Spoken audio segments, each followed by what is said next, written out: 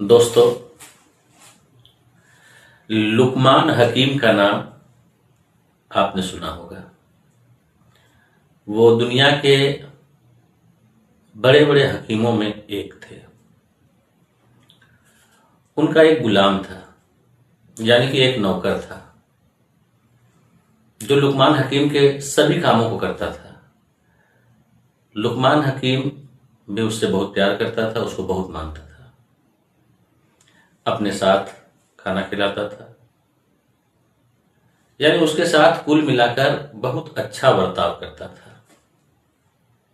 एक दिन लुकमान हकीम एक खीरा लाए और उसने अपने उस गुलाम से यानी अपने नौकर से कहा कि आधा खीरा तुम खा लो और आधा खीरा मेरे लिए रख दो। वो कुछ काम में व्यस्त थे। लुकमान हकीम के गुलाम खीरा को 2 भागों में बांटा और एक भाग खुद खाने लगा। उस गुलाम का खीरा कुछ ही बचा था, बाकी खीरा उसने खा लिया था। लुकमान हकीम आए और अपने हिस्से का खीरा उठाए और उसको खाने लगे।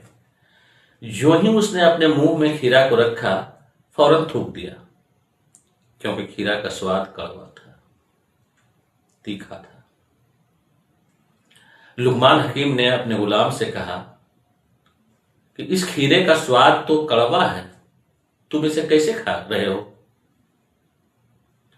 लुकमान हकीम के गुलाम ने कहा कि हकीम साहब, आप रोज मुझे अच्छा अच्छा खाना देते हैं, और अगर एक दिन आपने कड़वा खाना दे दिया तो मेरा फर्ज बनता है कि मैं इसको भी ग्रहण करूं, ना कि इसको फेंक दूं।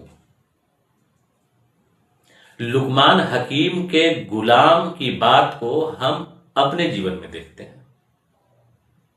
हमारे मम्मी, हमारे पापा, हमारे घर के बड़े बुजुर्ग या हमारे गुरुजी हमारे तरक्की के लिए हर रोज अच्छा सोचते हैं, हर रोज हमें अच्छाई का नसीहत करते हैं।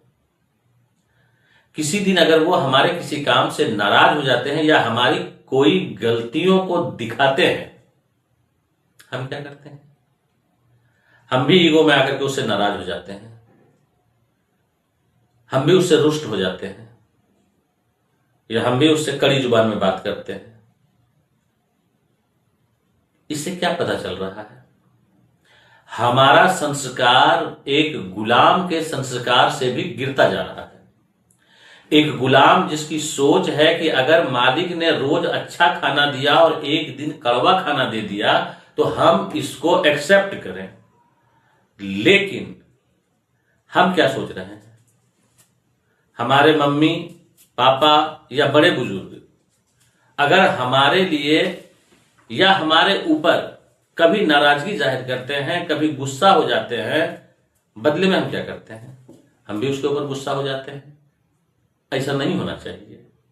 हमें अपने संस्कार को ऊंचा उठाना चाहिए, और जो रोज हमारी तरक्की के लिए सोच रहे हैं, अगर वो किसी दिन हमसे नाराज हो जाए तो हम उससे नाराज नहीं होंगे, बल्कि उसकी नाराजगी को भी ग्रहण करें। इससे हमारे रिश्ते बने रहेंगे, रिश्ते में दरार नहीं आएगी। इस बात पर अमल करें। नमस्कार।